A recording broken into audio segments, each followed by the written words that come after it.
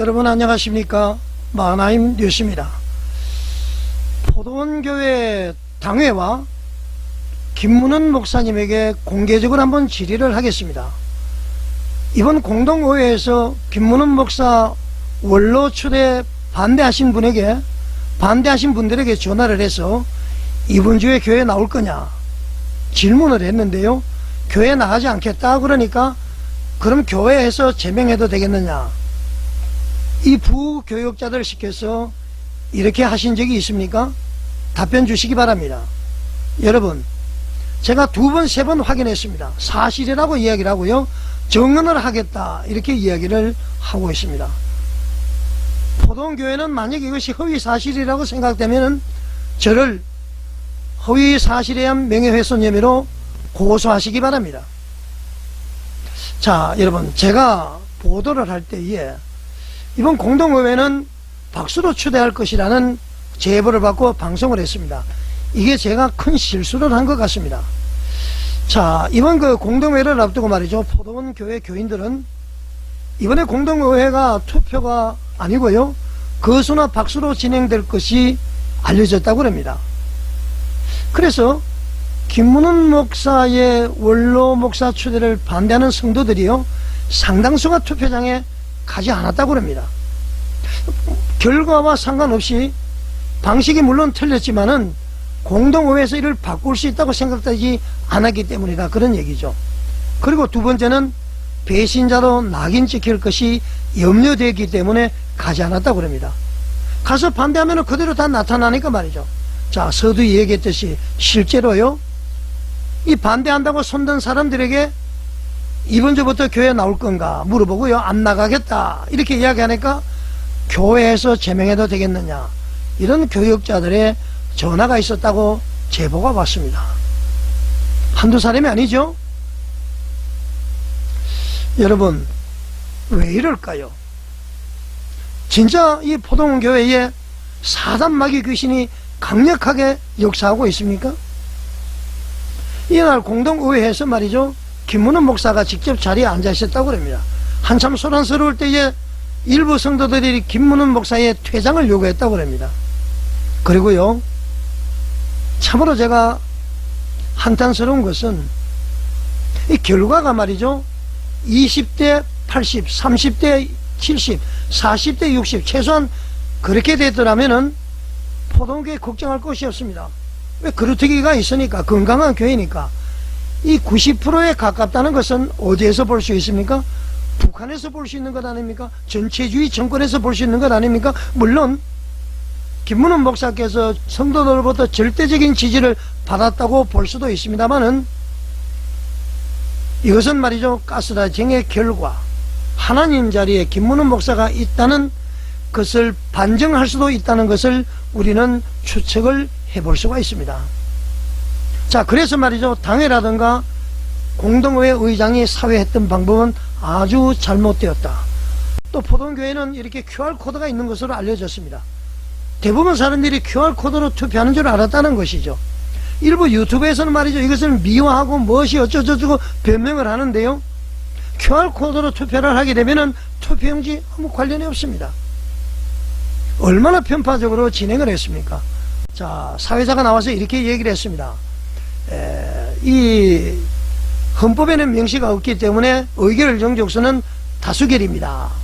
그 다음에는 투표 방법도 명시가 없기 때문에 당회장이 정할 수가 있습니다. 다수결과 비밀투표 중에 다수결을 하겠습니다. 그렇게 일방적으로 선언을 했습니다. 그리고요, 결과를 알 수 있기에 시간을 소개비하면서까지 비밀투표를 할 필요가 없다. 이것은 말이죠, 예단하는 것이죠. 참으로 이해할 수 없는 얘기를 했습니다. 그리고 말이죠, 이거는 김문은 목사를 위하는 것 같지만은 위하는 것이 아니죠. 자, 그러면서 이런 얘기를 했습니다. 비밀투표를 원하시는 분들은 양보를 해주시면 좋겠습니다. 자, 양보라는 이 말은 무조건 비밀투표를 해야 된다는 것을 이 공동의회 의장이 알고 있다는 것이죠. 그러면서 말이죠, 동의 재청도 받지 않고 거수투표하겠습니다. 바로 시작을 했습니다. 그러면서 반대하시는 분들 손 드십시오. 이랬을 때에 이제 회중에서 이의를 제기했습니다. 비밀 투표를 이제 요구하는 그런 분위기가 있자 김문호 목사 지지자들이 마저 소란을 피우고 여성들이 고성을 지르고 그런 상황이 있었죠. 결국은 의장으로부터 이제 발언권을 얻어서 이 집사님께서 전도회 아마 회장 출신으로 알고 있습니다. 분명히 비밀 투표를 요구를 했습니다. 그래서 우여곡절 끝에 비밀 투표 요구를 안건으로 채택했습니다. 그러니까 동의 제청을 받았다는 거죠.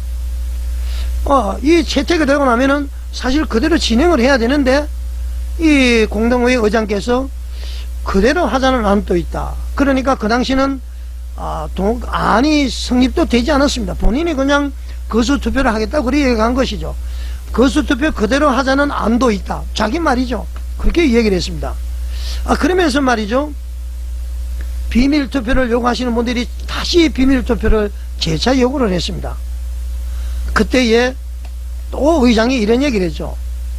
성도들에게 이미 결과가 나 있지 않느냐. 양보를 좀 해라. 이렇게 또 설득을 했습니다. 그래서 이제 비밀 투표 요구하시는 분들이 동의를 하지 않았어요. 그러면서 또다시 양보하기를 요청했습니다. 그래도 동의하지 않았습니다. 이거 테이프에 다 나와 있습니다, 여러분. 그리고는 좀 특이한 거지. 투표 종료 후에 이해하고 양해해달라 이렇게 이야기를 합니다. 자, 여러분, 제 얘기가 사실 그대로입니다. 더한 것 없고 뺀 거 없습니다. 이게 정당한 투표로 볼 수가 있습니까? 당연히 비밀 투표를 해야 된다는 것을 알고 있었기 때문에 이해하고 양해해달라고 수차례 부탁을 했습니다. 자, 이와 관련해서 지난번에도 인터뷰를 했습니다마는 예장 고신 총회원들 가운데에 지금 은퇴 목사님이죠. 이성구 목사님 의견을 한번 들어보시겠습니다. 목사님 안녕하십니까? 네네. 김문원 목사님 지난 주일날 원로목사 초대 공동회가 있었는데요.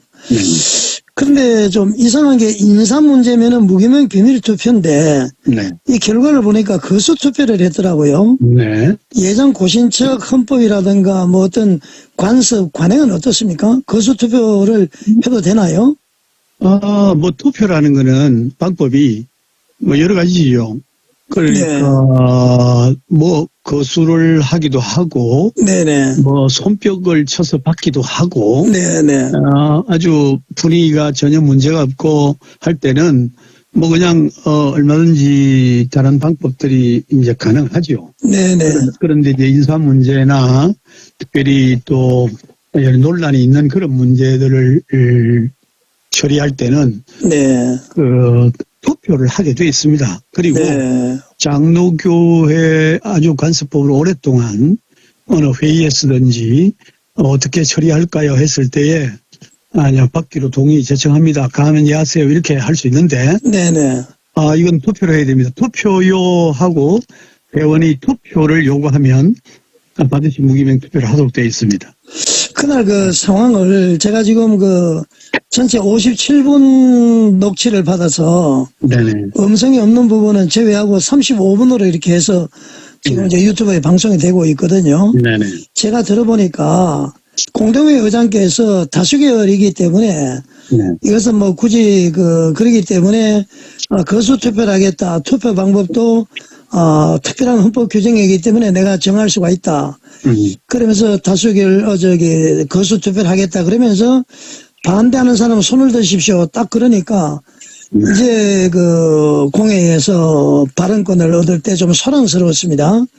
막 반대하고도 이랬는데 이제 하시는 분이 지금 이렇게 중차대한 문제를 두고 반대, 찬성, 거수한다는 것은 말이 안 된다. 무기명 비밀 투표를 해야 된다라고 주장을 하니까 결국은 이제 무기명 비밀 투표 하자는 안을 이제 하나 가지고 그다음에 다른 안건이 있느냐 하니까 거수안. 그래서 무기명 비밀 투표 안과 거수안을 이렇게 이제 손으로 거수를 표시해서 거수 투표하기로 결정을 했단 말이죠.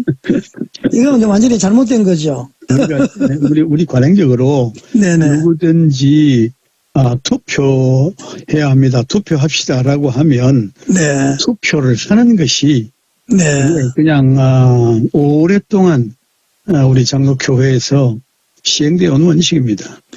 그런데 투표를 요청했는데도 불구하고 투표 방법에 대해서 또 뭐 회의를 했다면 또 뭐 그렇게 해서는 안 된다는 법은 없겠는데, 근데 그 이유가 있어서 그런 요청을 할 때는 그렇게 따라주는 것이 오히려 결정의 그 권위를 높이는 것인데 왜 그랬는지 모르겠네요. 관습도 법이니까, 목사님. 네. 이게 이제 법적 문제로 비화 안 되기를 바라지만은, 이게 지금 사실 좀 문제가 될 것 같고요. 네. 그래서 이제 법적으로 문제가 비화되는 것보다는, 노회에서 원로 목사 추대를 그럼요. 사임은 처리를 하고, 네. 원로 목사 추대는 보류를 하는 것이 맞지 않을까, 이렇게 저는 생각이 들고요. 뭐 그럴 수도 있고. 네네. 그런 이건 이제 올라왔으니까 노예가 그 문제를 어떻게 할 것인지는 논의를 해야 될 겁니다. 네. 그냥 뭐 일방적으로 교회가 요구한다고 해서 노예가 무조건 해주는 건 아니니까. 네네. 그 원로 목사도 반드시 노예의 허락을 받아야 되거든요. 네. 허락이라는 것은 허락할 수도 있고 안 할 수도 있다는 말이니까. 네네, 그렇죠. 노예가 살펴가지고 이게 그냥 허락해도 되는 것인지 아니면 네네. 절차나 모든 것이나 또 지금까지 일어났던 일들을 다 판단을 해서 네. 원만하게 해결할 수 있도록 그렇게 노예가 어떤 면에서 조금 더 깊이 생각하고 네. 그것을 주도적으로 좀 판단해야 됩니다. 공과 사는 뭐 철저하게 구분해야 되고, 그럼 그 다음에 우리는 이제 특별한 하나님으로부터 선택받았는데, 세상 사람들이 볼 때 이제 더 강력한 도덕성을 바탕으로 도덕적으로 위에 있어야 되는데, 네. 사실 너무 안타깝습니다. 네. 예, 목사님, 네. 인터뷰 해주셔서 감사합니다. 네네, 감사합니다. 네네. 네. 네, 여러분, 이성구 목사님 얘기 여러분 들어보셨죠? 그것이 원칙이다. 하지 말라는 법은 없는데 그것이 원칙이다. 관습에 따르면 그것이 해야 된다. 이제 만약에 누군가가, 법적으로 문제를 제기하게 되면은 그 문제가 될 수 있는 것으로 판단이 됩니다. 여러분은 어떻게 생각하십니까? 시청해 주셔서 감사드립니다.